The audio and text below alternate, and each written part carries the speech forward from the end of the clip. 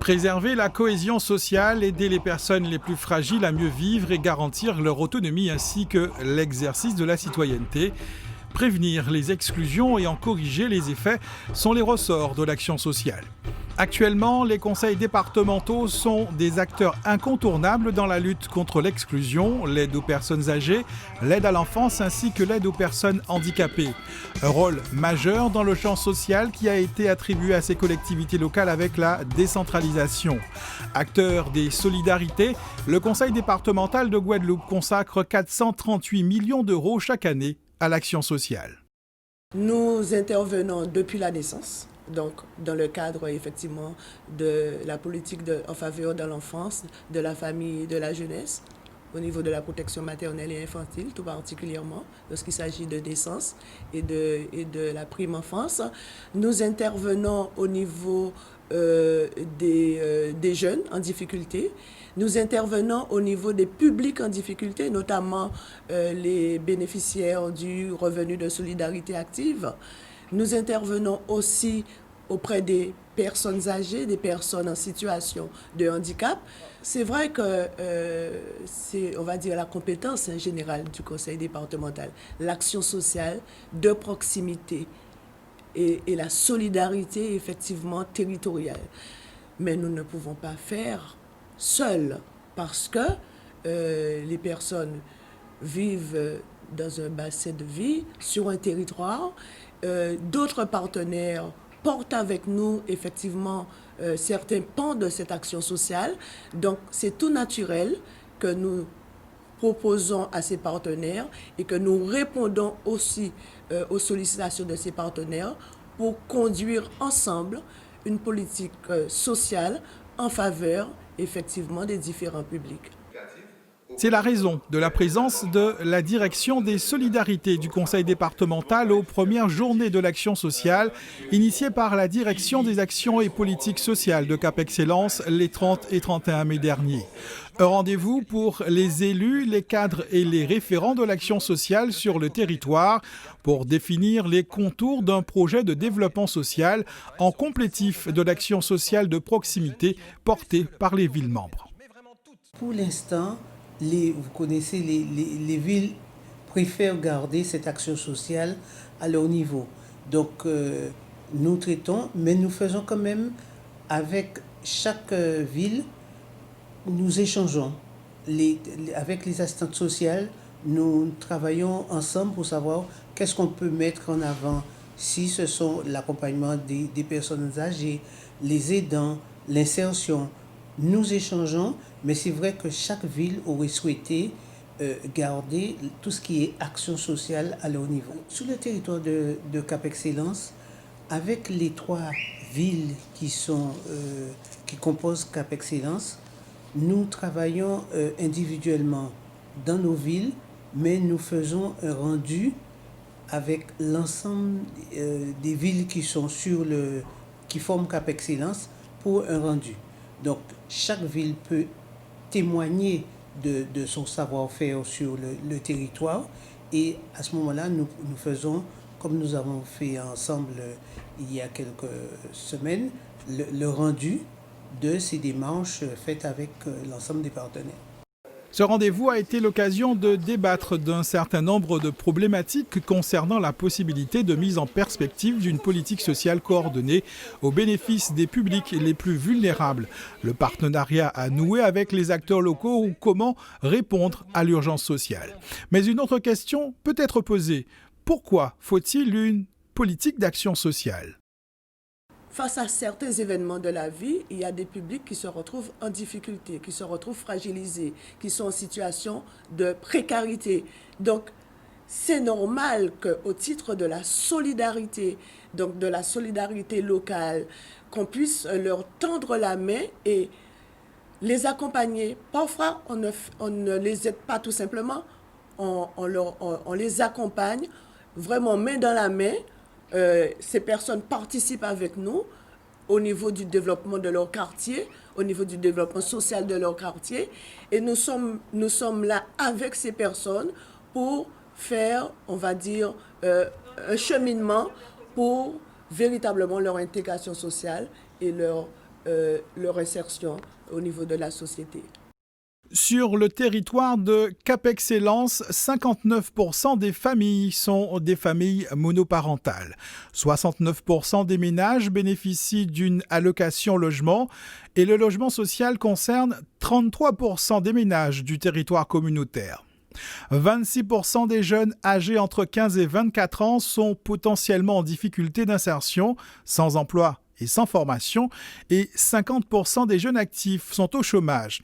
Ce sont quelques-uns des chiffres qui ressortent d'une étude réalisée dans le cadre d'un observatoire social et territorial mis en place par Cap-Excellence. L'objectif de cet outil est d'accompagner la prise de décision des élus au regard de l'évolution des besoins sociaux et de la réalité sociale des habitants des 3 villes du territoire communautaire. L'idée n'est pas de faire un coup à un moment donné, donc c'est-à-dire avec une étude et puis on s'arrête et puis on définit une orientation puis on en reparlera dans 6 ans. On est vraiment sur un objectif de suivre dans le temps. Donc c'est-à-dire d'être un véritable outil d'accompagnement d'une évaluation qui serait une évaluation continue, une évaluation concomitante à l'action qui est mise en œuvre. Donc de pouvoir aussi interagir avec les prises de décision en temps réel et de pouvoir dire, tiens, par exemple notre politique, je ne sais pas, d'accès à la restauration scolaire, elle est pertinente ou elle n'est pas pertinente, elle est satisfaisante ou pas, ou alors il est grand temps qu'on fasse plus de choses pour les personnes âgées qu'on en fait aujourd'hui. Voilà un peu l'objectif, c'est vraiment du temps, pas du temps réel, mais de la réactivité. Au cours des premières journées de l'action sociale de la communauté d'agglomération Cap-Excellence, une partie des données collectées par l'Observatoire social territorial a été présentée aux participants, parmi lesquels des conseillers techniques d'action sociale de la CAF de Guadeloupe. Nous avons donc nos conseillers techniques d'action sociale qui sont donc nos représentants sur le terrain des collectivités qui ont assisté donc, et même qui sont intervenus, qui ont animé certains ateliers, notamment donc, dans le cadre de l'animation de la vie sociale, puisque ça fait partie des chantiers sur lesquels nous travaillons pour effectivement déterminer un schéma d'animation de la vie sociale sur le département. Donc ça nous a permis effectivement d'échanger avec certains partenaires sur la question et de voir comment élaborer effectivement ce schéma. Alors l'intérêt de ces journées, c'est qu'en fait elles étaient innovantes en ce sens que c'est la première fois qu'on abordait la problématique de l'action sociale dans le cadre donc d'une intercommunalité. Jusqu'ici, nous travaillons surtout sur les territoires communaux ou alors sur l'ensemble du département, mais c'est vraiment la première fois qu'une communauté d'agglomération nous sollicite pour avoir une réflexion de fond sur la mise en place de la politique d'action sociale qui, je vous rappelle, actuellement n'est pas une compétence dévolue aux communautés d'agglomération, mais pour nous, ça présente un intérêt certain d'avoir cette vision parce qu'il y a parfois des dispositifs d'action sociale qui sont difficiles à mettre en œuvre dans simplement le cadre d'une collectivité communale, ne serait-ce que pour des raisons de financement. Et donc pour nous, c'était vraiment intéressant de participer et peut-être d'initier une démarche dans ce sens. La Caisse d'allocation familiale de Guadeloupe, Saint-Martin et Saint-Barthélemy est un autre acteur essentiel des solidarités. Elle s'est engagée en 2012 dans le contrat urbain de cohésion sociale avec les villes du Gosier, de Pointe-à-Pitre et des Abîmes. La CAF est aux côtés de Cap-Excellence depuis l'année dernière dans le cadre du contrat de ville. Les conseillers techniques de la CAF apportent leur expertise dans les domaines de la jeunesse, de la parentalité ou de l'insertion et l'institution sa capacité financière à la mise en œuvre des actions entrant dans son champ de compétences. Elle fait partie, tout comme le conseil départemental, des partenaires privilégiés de Cap-Excellence. Nous avons un fort partenariat avec Cap-Excellence parce que nous nous retrouvons au niveau de la politique de la ville sur les 3 thématiques de la politique de la ville. C'est la cohésion sociale, le cadre de vie, l'amélioration de l'habitat, sur le développement économique aussi, et notamment l'insertion sociale et professionnelle des personnes en difficulté, en insertion, donc les bénéficiaires du RSA. Donc, Vous voyez, il y a véritablement pas mal de périmètres, de champs d'action partenarial avec nos partenaires. Nous intervenons aussi auprès des CCAS, avec les CCAS, pour ce qui concerne effectivement aussi tous les publics en difficulté, les personnes âgées, les personnes en situation de handicap. Il y a beaucoup de choses qui se mettent en place, mais il faut effectivement qu'on soit, je dirais, cohérent sur la gouvernance de la politique d'action sociale. Chacun a son rôle, le département est le chef de file de l'action sociale. Nous avons des missions qui nous ont été confiées d'ailleurs récemment encore par l'État, comme par exemple la mise en place et le suivi du schéma de la parentalité. Les communautés d'agglo, même si pour l'instant elles n'ont pas de fait une compétence action sociale, mais par le biais par exemple de la politique de la ville, elles sont bien obligées effectivement d'investir le champ du social.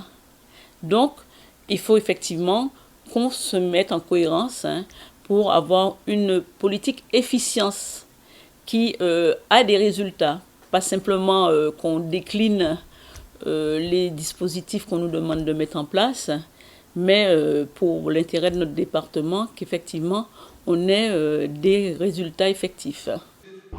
La gouvernance de l'action sociale était d'ailleurs le thème d'un des ateliers organisés le 30 mai dernier au Centre culturel Cenis. Les participants se sont notamment interrogés sur le contenu d'une action sociale face à des situations où l'ensemble des prérogatives de puissance publique doit être mobilisé afin que la réponse apportée soit effective et efficiente. Les notions de territorialisation, d'approche globale et de travail en transversalité ont également été abordés. Ces 2 jours ont été vraiment une très bonne réussite, puisqu'on ne s'attendait pas à autant de demandes, un public aussi intéressé. Les questions étaient très pertinentes et j'avoue que l'organisation aussi, les ateliers mis en place par OCAP Excellence ont été vraiment une réussite, puisque les partenaires, les invités ont participé pratiquement à l'intégralité des ateliers qui étaient mis en place. Les 6 ateliers. On avait tout ce qui était insertion, affaires sociales et santé.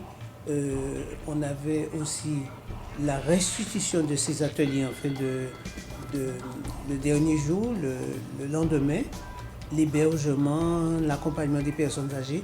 Je trouve que ces 2 journées, on a eu une très bonne réussite au niveau de Cap Excellence.